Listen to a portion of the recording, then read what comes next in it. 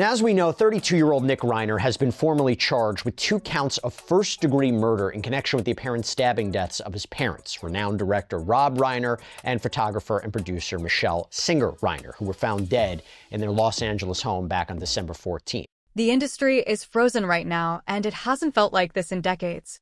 Not since the old legends ruled Hollywood has there been this kind of cold, uneasy silence. This isn't just shock or sadness. It's a deep chill creeping through every studio, every set, every closed-door meeting. When word first spread about that quiet home in Brentwood, insiders expected the usual playbook, a clean statement, carefully chosen PR language, and then total silence. But this time, everything flipped overnight. As there is footage that has surfaced that's been released of apparently Nick allegedly walking alone at a gas station close to the Reiner family home a little after midnight on that Sunday. There's also apparently footage of him allegedly in a convenience store right before his arrest as well. By the way, I will tell you, I think his apparent demeanor in that footage, assuming it's him, could be critical in a potential defense, which I'll talk about more in a minute. What we haven't discussed yet are the potential defenses to be on the lookout here. Because as we go through this evidence, you do have to wonder, is this a slam dunk case for the prosecution or not? That is what we want to go through. Out of nowhere, Tom Cruise stepped forward himself. No handlers. No delays. No polished talking points. He cut through his packed schedule and spoke up anyway. And that's what shook everyone. This wasn't calculated. This wasn't strategic. This was personal, raw, and real. The most private man in Hollywood suddenly broke his own rules. It landed like thunder. He didn't send a spokesperson. He didn't wait for cameras to chase him. He spoke directly because, as he told people close to him, the truth matters. What really happened with Rob and Michelle Reiner is something he feels he owes to the man who helped shape his career at a critical moment. And now, what Tom has quietly shared with trusted colleagues is opening a far deeper and more emotional story than that early report ever suggested. If you remember the early 90s, you already know what Tom and Rob built together, a few good men. But Tom isn't talking about awards or box office numbers. He's talking about Rob Reiner, the man behind the scenes. A mentor. A protector. Someone who carried a heavy emotional burden about his son Nick for years, mostly in silence. This isn't Hollywood gossip, and everyone knows it. This is personal, and it's rattling people to their core in a way nobody was ready for. The whispers aren't playful, and the silence isn't polite. It's heavy, uncomfortable, and impossible to ignore. People close to Tom say his voice has changed. The usual unstoppable energy is gone, replaced by something distant and weighed down. Like everything he's learning hit him all at once and aged him overnight. This isn't about losing a legendary filmmaker. It's about watching a family he's known for decades quietly fall apart in real time. According to those in the room, December 14th started like any other long night. Tom was locked into a late production meeting when his phone buzzed. On the other end was a longtime Los Angeles law enforcement contact, someone he's trusted since his earliest days filming in the city. The moment that call connected, everything shifted. 2 names were spoken. Rob and Michelle. Then silence. What followed froze Tom in place. He didn't speak for several minutes. He just stood there staring out at the glowing city skyline, the same Hollywood Rob Reiner helped shape into what it is today. The official language was cold and clinical, labeling it a domestic incident involving serious injuries. But insiders say those words barely scratched the surface of what investigators encountered that night. And this is where Tom's story takes a darker turn, because he isn't just talking about what happened. He's talking about what led up to it. Tom has admitted he knew tensions between Nick and his parents had been building for months. During a private dinner earlier this year, Rob grew unusually quiet when the conversation turned to his children. For a man known for filling every room, that silence stood out. Now, those close to the family say it may have been a warning nobody fully understood at the time. Tom remembers Rob saying the cycle was getting harder to break. He wasn't speaking casually. He was talking about years of struggle, resentment, and emotional strain that had gone far beyond normal family conflict. This wasn't youthful acting out anymore. It had become something far heavier and more complicated. What haunts Tom is the realization that this didn't come out of nowhere. He believes it was the result of months, maybe years, of pressure building behind closed doors. Rob and Michelle tried to fix things with love alone, without the boundaries needed to protect themselves. And that realization is what hurts the most. Tom believes Hollywood respected the Reiners' privacy so deeply that nobody stepped in or asked the uncomfortable questions when it still might have mattered. Looking back, even a short message Rob once sent him about the cost of legacy now feels different. What once seemed reflective now feels like a quiet signal that things were spiraling. Then came the moment nobody could wrap their head around: Nick Reiner's arrest.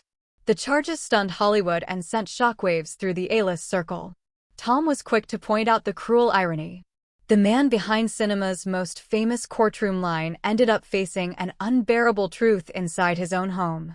And to understand potential defenses, we have to go through what we know right now. Like, for example, it has been reported that the death certificates for this couple indicate that they died just within minutes of sustaining, quote, multiple sharp force injuries inflicted with a knife by another. That Rob was apparently found at 3:45 p.m., Michelle about a minute later. By the way, it was reported that the couple's daughter, Romy, was the one who found her father dead after the couple weren't responding to a scheduled massage therapist appointment. Investigators remained tight-lipped, but through Tom's private conversations, a far more unsettling picture is emerging.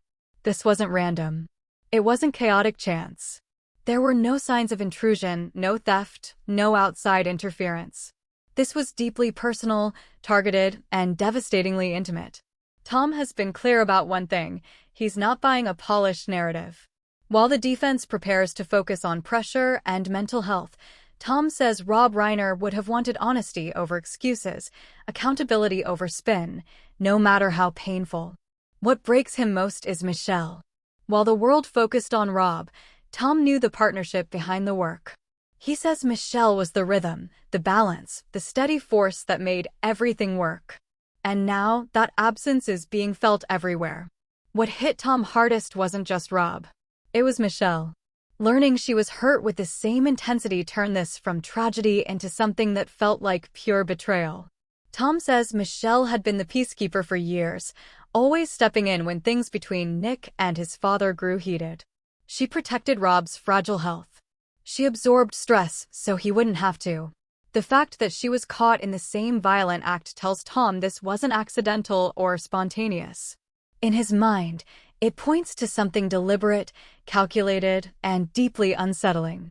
That's why Tom believes the January 7th trial will become one of the most emotional legal moments the state has ever seen.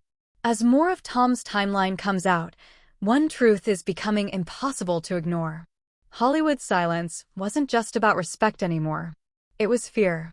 Fear of admitting how close to home this really hit, and how easily it could have happened to anyone behind those gates and guards. Tom is now pushing Hollywood to take a hard look at how it handles private family crises, the ones quietly buried under fame, money, and image control. He's calling for a real rethink of how the industry supports its own once the cameras shut off and real pain takes over. He's been in close contact with Rob and Michelle's sons, Roy and Jake Reiner, who friends say are barely functioning, still trying to process how their own brother ended up behind bars in Los Angeles County. The shock is unreal. The heartbreak is overwhelming. For Tom, this goes far beyond loss. He says the myth of the Brentwood bubble is officially dead.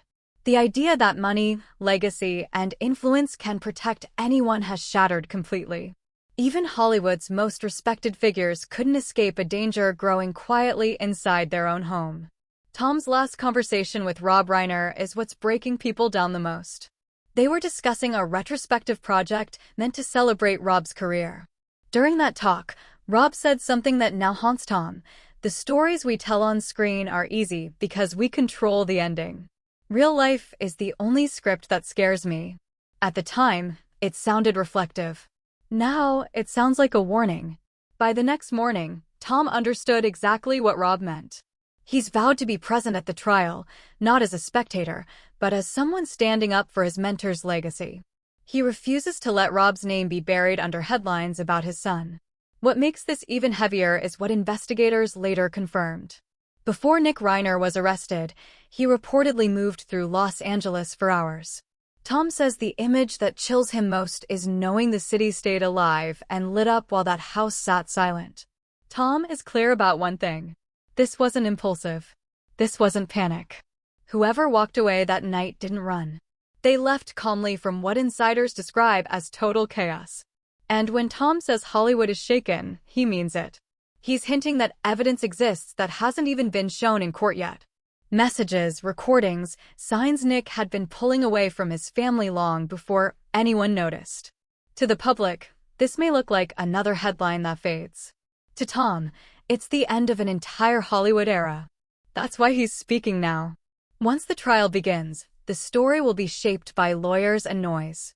Tom wants the truth on record before that happens. Tom says Rob and Michelle Reiner weren't victims of chance. They were victims of love without limits. The same unconditional support they gave their son became the very thing that turned against them. And that, Tom says, is the most brutal lesson of all. Nick was arrested hours later in the Exposition Park area near USC, the Santa Monica hotel room where Nick apparently checked into at around 4 a.m. Sunday the 14th, apparently using his own credit card, which is, by the way, potentially quite incriminating because he reportedly had been living in the back house of the Reiner's property. So why check into this place at all times? And this all comes as it was also reported Nick had attended a party at Conan O'Brien's house the night before the killings, in which he allegedly went around asking strange questions to guests, got into this apparent weird interaction with actor Bill Hader, then had some sort of loud argument, potentially with his father at the party. His parents left shortly after. Sources say the confrontation unfolded inside the Reiner home, in spaces meant for safety and rest. That detail alone has shaken everyone. Tom has been deeply affected by one haunting point. Rob appears to have been completely caught off guard. To Tom, that suggests trust, hesitation, or something even harder to process when family is involved. That realization feeds into what Tom calls the boundless love idea, once discussed by Aaron Sorkin, but now painfully real. In Hollywood, handling problems often turns into avoiding them. Issues get smoothed over, dressed up, and quietly pushed aside. This time, Tom says that cycle has to stop. What eats at him most is how this moment casts a shadow over Castle Rock Entertainment, a company built on heart, meaning, and human stories.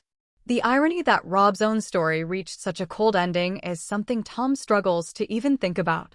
He's been reaching out to peers he trusts, names like Meryl Streep and Tom Hanks, trying to figure out how to support Roy and Jake Reiner.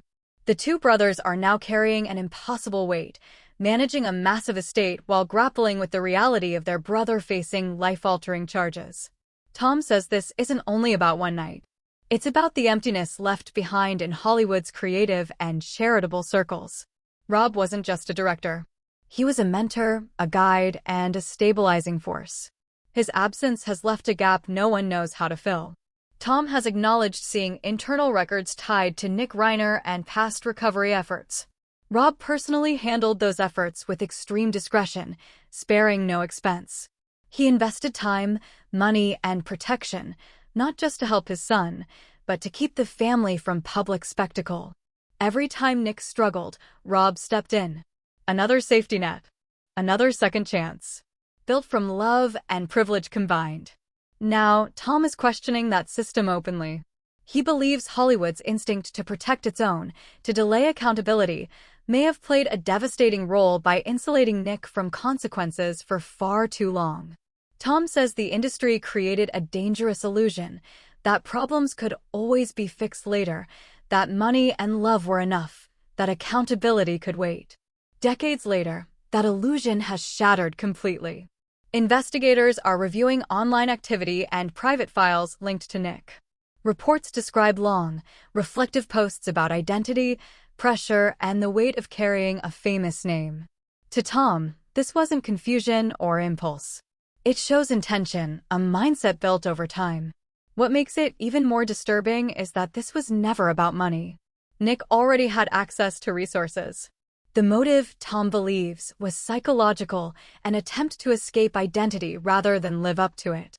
Those close to Tom say he's changed visibly. The confident presence people expect is gone, replaced by quiet grief and exhaustion. He's not speaking as a movie star now. He's speaking as someone mourning the man who grounded him when fame threatened to pull him apart.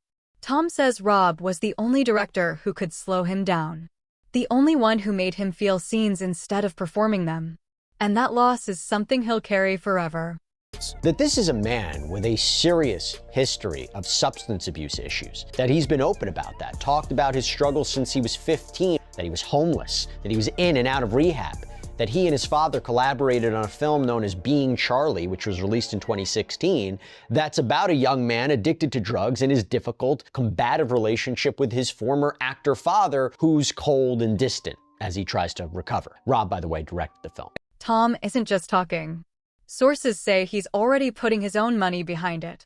A foundation in Rob and Michelle's names focused on helping families navigate fame, pressure, and personal struggle before it's too late. One line from Tom is already spreading fast through Hollywood. We can't just make stories about heroes. We have to be them at home. As January 7th approaches, this trial is shaping up to be less about whether something happened and more about why it was allowed to happen at all. Tom's revelations are setting the stage for one of the most emotionally charged legal moments Hollywood has ever faced.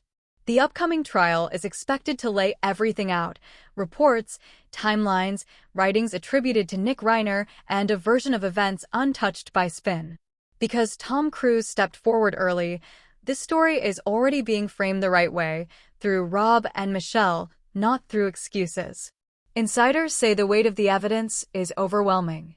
Even people tied to forensic work have quietly confirmed what Tom has echoed. What unfolded inside that home lasted far longer than anyone wants to imagine. This wasn't sudden. It wasn't chaotic. It followed a deliberate timeline. Rob and Michelle were found in different parts of the house, a detail that suggests separation, confusion, and an inability to reach one another when it mattered most. Tom says imagining Rob Reiner, the man who brought joy to millions through The Princess Bride, facing that kind of fear inside the home he built with love is something he can't shake. Tom is clear. He's not trying to tear down Rob's legacy. He's trying to humanize it. He wants Rob remembered as a husband, a father, and a man doing his best under impossible pressure. As January arrives, Los Angeles feels tense. This isn't just another court case. It's a reckoning. And Tom has turned grief into purpose, refusing to let Rob and Michelle be reduced to gossip. If this story hit you, like, subscribe, and share so the truth doesn't get buried. Drop a comment. What shocked you the most?